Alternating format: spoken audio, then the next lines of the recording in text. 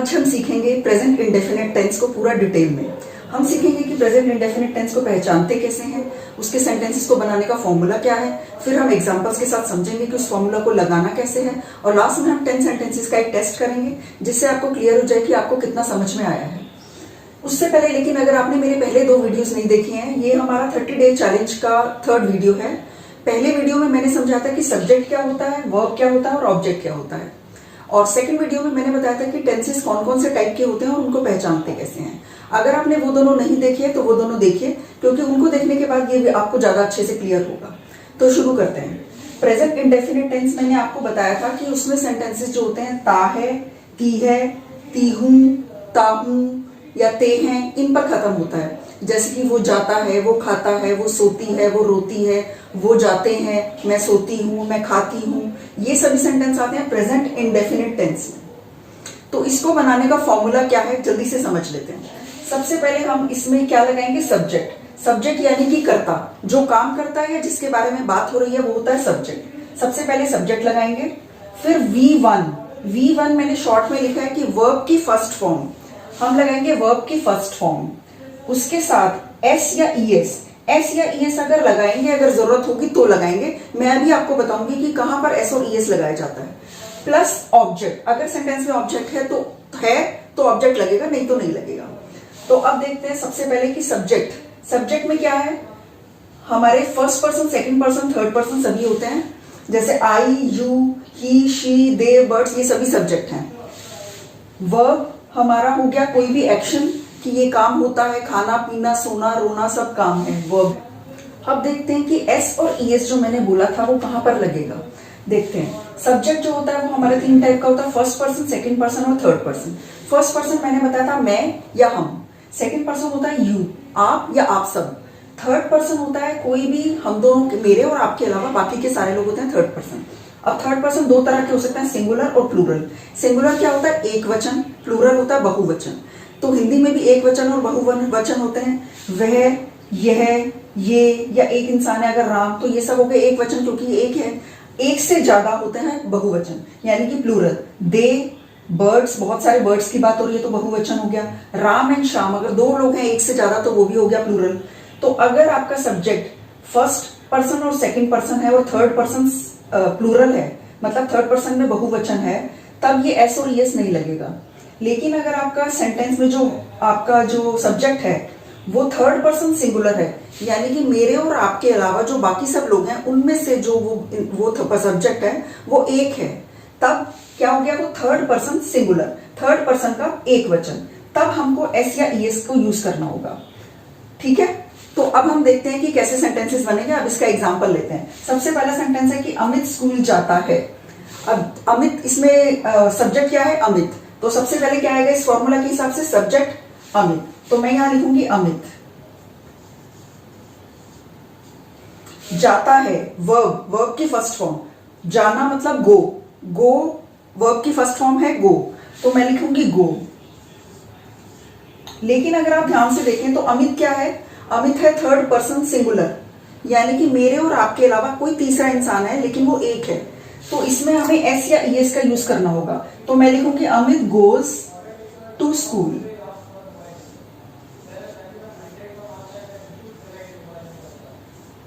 अगर इसकी जगह अमित के साथ एक इंसान और होता और साथ में होता कि अमित एंड सोहन, अमित और सोहन स्कूल जाते हैं, तो मैं लिखती Amit and Sohan go to school, तब हमारा S और ES नहीं आएगा क्योंकि वो थर्ड पर्सन प्लूरल हो जाता। हमें सिर्फ थर्ड पर्सन सिंगुलर यानी थर्ड पर्सन एक वचन के साथ लगाना है S या ES। अब S और ES लगाने के भी कुछ छोटे छोटे रूल्स होते हैं, वो मैं आपको बता देती हूँ। जैसे गो में हमने लगाया ES, जो वर्ब्स O से खत्म होते हैं उनमें हम ES लगाते हैं, जैसे गोज, डज। कोई वर्ब्स अगर SS, SH, TCH, S, X, Z अगर इन पर खत्म होते हैं तब हम लगाते हैं ES, catches, misses, buzzes, pushes, uses, fixes.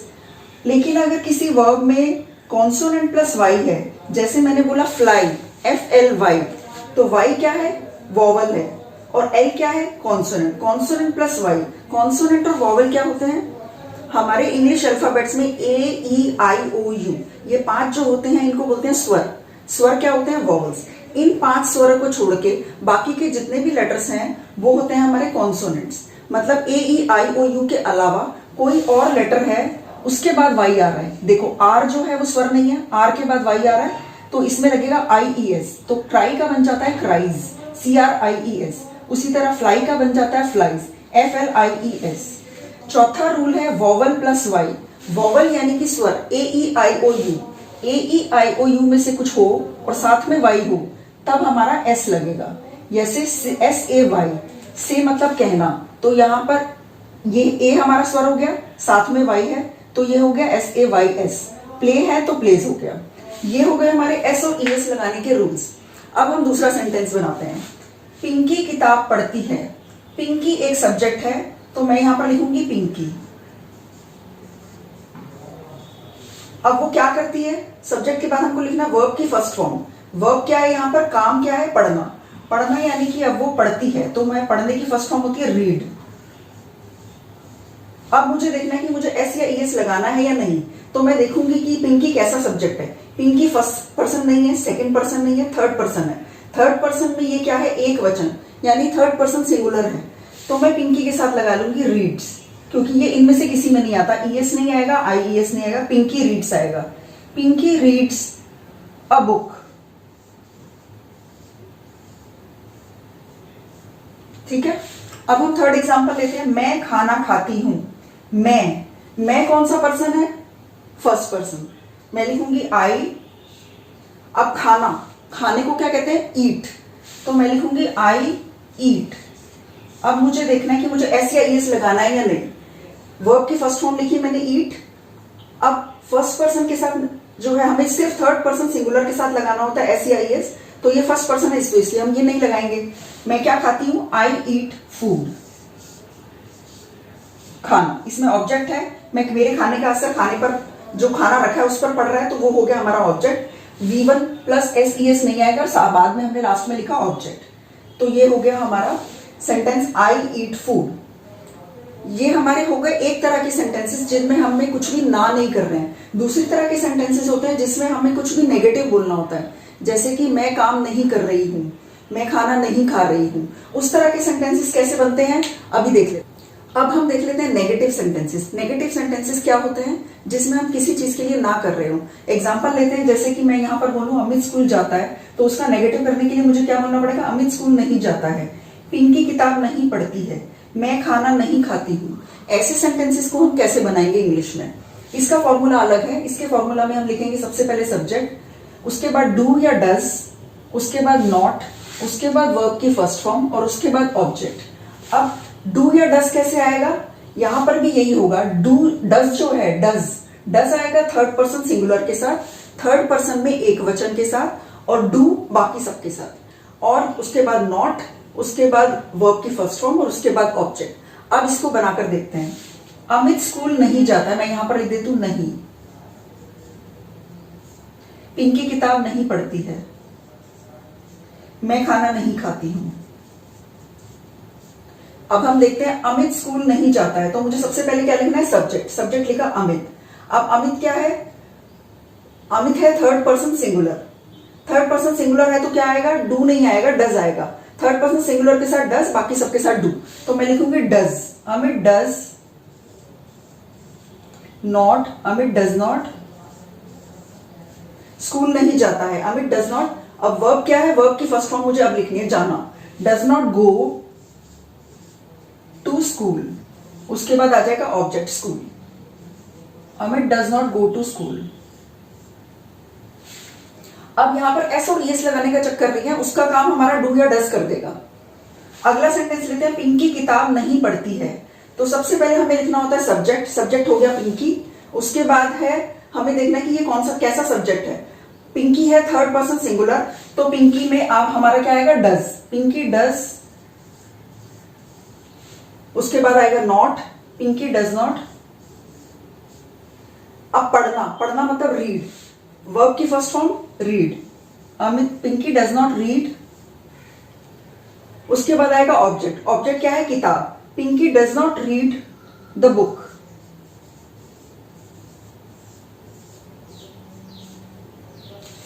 ठीक है, अब थर्ड सेंटेंस लेते हैं, मैं खाना नहीं खाती हूं। मैं कौन सा सब्जेक्ट है? फर्स्ट पर्सन, मैंने लिखा आई। अब हम देखते हैं कौन सा सब्जेक्ट है, ये है फर्स्ट पर्सन, पर हमारा डू या डज में क्या था? डज लगना था थर्ड पर्सन सिंगुलर के साथ और डू लगना था बाकी सबके साथ। तो आई के साथ क्या लगेगा? डू। आई डू नॉट, क्योंकि मैं खाना नहीं खा रही हूं, नहीं के लिए नॉट। I do not. अब वर्ब क्या है? खाना, ईट। वर्ब की first form I do not eat. और खाना, जो खाना हमारा नाउन है वो क्या है? फूड, वो हमारा ऑब्जेक्ट है। अब हम लिखें I do not eat food. ठीक है, ये हो गए हमारे नेगेटिव सेंटेंसेस। अब हमारे एक और थर्ड टाइप के सेंटेंसेस होते हैं, उनको बोलते हैं इंटेरोगेटिव सेंटेंसेस। तो अब देख लेते हैं कि इंटेरोगेटिव सेंटेंसेस कैसे बनते हैं। उसका भी एक अलग फॉर्मूला है और उसका एग्जांपल मैं आपको बता सकती हूँ। जैसे बोलेंगे हम, क्या अमित स्कूल जाता है? क्या पिंकी किताब पढ़ती है? जिसमें हम कुछ सवाल पूछ रहे होते हैं, वो होते हैं इंटेरोगेटिव सेंटेंसेस। क्या मैं खाना खाती हूँ? इस तरह के सेंटेंसेस को कैसे बनाना है, उसके लिए हम एक अलग फॉर्मूला यूज करेंगे। तो ये है हमारा इंटेरोगेटिव सेंटेंसेस का फॉर्मूला, यानी कि जो जिनमें सवाल पूछा जा रहा है उसका फॉर्मूला। उसमें क्या आएगा? सबसे पहले आएगा डू या डज, सबसे पहले सब्जेक्ट नहीं आएगा। और डज कहाँ आएगा? वैसे ही थर्ड पर्सन सिंगुलर के साथ डज, बाकी सबके साथ डू। फिर सबसे पहले डू या डज, उसके बाद सब्जेक्ट, उसके बाद अगर सेंटेंस में नॉट भी है, मतलब सवाल भी है और ना भी है, जैसे कि अगर मैं बोलूं क्या पिंकी किताब नहीं पढ़ती है? क्या आप वहां नहीं जाते हैं? ऐसे सेंटेंस अगर नॉट है तो नॉट लगाएंगे, उसके बाद वर्ब की फर्स्ट फॉर्म और उसके बाद ऑब्जेक्ट। अब देखते हैं इसको कैसे बनाते हैं एग्जाम्पल के साथ। हम यहां पर लिखेंगे अमित स्कूल जाता है। क्या अमित स्कूल जाता है? मैंने यहां लिख दिया क्या अमित स्कूल जाता है। अब सबसे पहले क्या आएगा? डू या डज। अब मुझे देखना है कि अमित किस तरह का सब्जेक्ट है। अमित है थर्ड पर्सन सिंगुलर, तो मुझे लिखना है डज, उसके बाद लिखना है सब्जेक्ट, डज अमित। अमित हमारा सब्जेक्ट है। उसके बाद नॉट, यहां पर ना तो नहीं किया जा रहा, सिर्फ बोला जा रहा है क्या अमित स्कूल जाता है, तो नॉट नहीं आएगा। अब लिखेंगे वर्ब की फर्स्ट फॉर्म, जाना यानी कि गो, डज अमित गो, लास्ट में ऑब्जेक्ट टू स्कूल, लास्ट में क्वेश्चन मार्क, यानी कि क्या अमित स्कूल जाता है बन गया है does Amit go to school. अगला सेंटेंस है क्या पिंकी किताब पढ़ती है। मैं यहां लिख देती हूं क्या, और यहां पर भी क्या मैं खाना खाती हूं। क्या पिंकी किताब पढ़ती है, सबसे पहले आएगा डू या डज। तो पिंकी कैसा सब्जेक्ट है? Third person singular, does subject, Pinky not नहीं है यहां पर, वर्ब की फर्स्ट फॉर्म रीड पढ़ना, रीड, उसके बाद object, does Pinky read a book, question mark. अगला सेंटेंस है क्या मैं खाना खाती हूं। अब मुझे देखना है कि किस तरह का सब, मुझे डू या डज लगाना है। तो ये सब्जेक्ट कैसा है? मैं क्या है? मैं तो फर्स्ट पर्सन है और हमें सिर्फ थर्ड पर्सन सिंगुलर के साथ लगाना था डज, तो इसलिए इसके साथ आएगा डू। अब आएगा सब्जेक्ट है आई, मैं, डू आई खाना, खाने को बोलते हैं ईट, डू आई ईट, क्योंकि नॉट नहीं है सीधे वर्ब की फर्स्ट फॉर्म, मैंने लिखा ईट। अब आ गया object, do I eat food, क्या मैं खाना खाती हूं, तो आ गया डू आई ईट फूड। अब इसमें अगर सेंटेंस में सवाल के साथ साथ नहीं भी होता तो हम लिखते, जैसे मैंने बोला क्या पिंकी किताब नहीं पढ़ती है, तो इसमें क्या भी है और नहीं भी है, इंटेरोगेटिव भी है और नेगेटिव भी है। तब मुझे क्या लिखना पड़ता? डज पिंकी, डू या डज में से आ गया डज, फिर सब्जेक्ट आ गया, उसके बाद not, does Pinky not read a book, does Pinky not read a book. इसमें बनाए तो does Amit not go to school, do I not eat food. ये हो गए हमारे इंटेरोगेटिव सेंटेंसेस और इसमें नॉट वाले सेंटेंसेस हो गए। तो अब हमारा आज का टॉपिक प्रेजेंट इंडेफिनिट टेंस का कंप्लीट हो गया है। अब हम कुछ 10 सेंटेंसेस का एक टेस्ट कर लेते हैं जिससे आपको कॉन्सेप्ट्स और ज्यादा अच्छे से प्रैक्टिस हो जाए। ठीक है, तो शुरू करते हैं टेस्ट। मैं आपको कुछ हिंदी के सेंटेंसेस दूंगी और आपको उन्हें प्रेजेंट इंडेफिनिट टेंस में ट्रांसलेट करना है। तो आपका पहला सेंटेंस है मैं खाना खाती हूं, मैं खाना खाती हूं, और इसको प्रेजेंट इंडेफिनिट टेंस में हम ट्रांसलेट करेंगे तो इसका जवाब होगा आई ईट फूड। आपका सेकंड सेंटेंस है वह गाना गाती है, वह गाना गाती है, इसको ट्रांसलेट करने के बाद हमारा आंसर होगा she sings a song. Third sentence है आप पार्क नहीं जाते हो। आप पार्क नहीं जाते हो, और इसका जवाब होगा you do not go to park. Fourth sentence होगा क्या रीना हंसती है। क्या रीना हंसती है, इसका जवाब होगा डस रीना लाफ। फिफ्थ सेंटेंस है क्या वह पढ़ता है। क्या वह पढ़ता है, और अब इसका जवाब है does he study. Next sentence है आपका क्या तुम झूठ नहीं बोलते हो। क्या तुम झूठ नहीं बोलते हो, इसका जवाब होगा do you not tell a lie. Seventh sentence होगा मैं ताश खेलती हूं। मैं ताश खेलती हूं, इसका हमारा आंसर होगा I play cards. Eight sentence है वह बाजार नहीं जाता है। वह बाजार नहीं जाता है, और इसका आंसर है he does not go to market. Nine sentence है हमारा मोहन लिखता है। मोहन लिखता है, और इसका आंसर है मोहन राइट्स। मोहन राइट्स। और लास्ट सेंटेंस है हमारा मोहन और सोहन घर जाते हैं। मोहन और सोहन घर जाते हैं, और इसका जवाब है हमारा Mohan and Sohan go home. अगर इन सेंटेंसेस को बनाने में आपको थोड़ी सी भी प्रॉब्लम हो रही है तो आप अभी लेसन को थोड़ा सा रिवाइंड करके कॉन्सेप्ट को फिर से रिवाइज करके इन क्वेश्चंस को फिर से कीजिए।